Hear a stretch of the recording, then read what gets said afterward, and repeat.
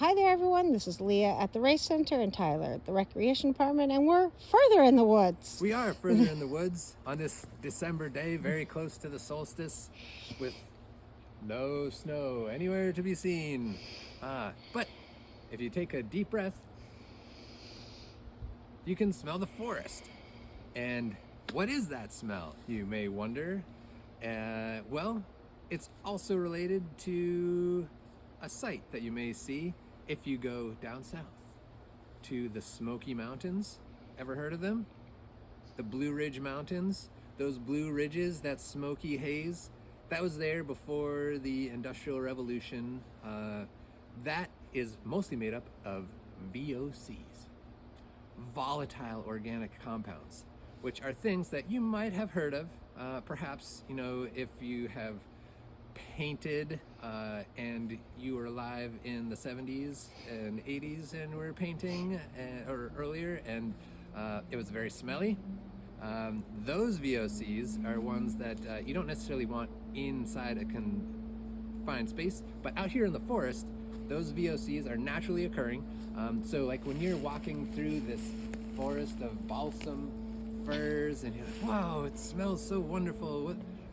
So there are terpenes and isoprenes and different compounds that the trees are naturally releasing, the plants through their leaves, flowers, fruits, into their roots, just chemicals that are in this world. And so there's a lot of really interesting research that's happening right now because it's a difficult thing to study, but people are figuring out ways.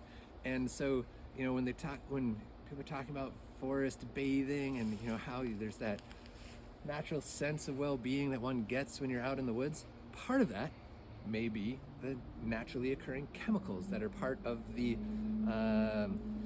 not the soundscape, but the smellscape that you are walking through.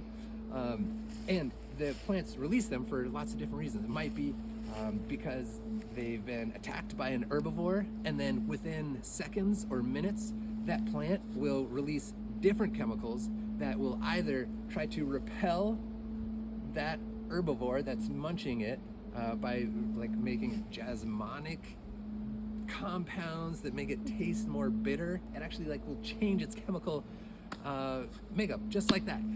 Or it will release something that attracts predators of that specific herbivore. So there's an insect that's chomping there. This plant may release a chemical. It's like, hey, wasps, come over here. Check this out. There's something tasty over here.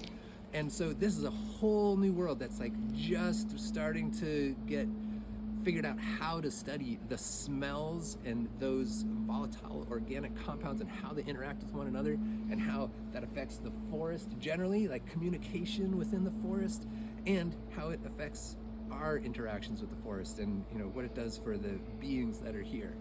So super cool. While we have no snow right now, you can come on out to the forest, take a couple deep breaths, and ponder that. Excellent.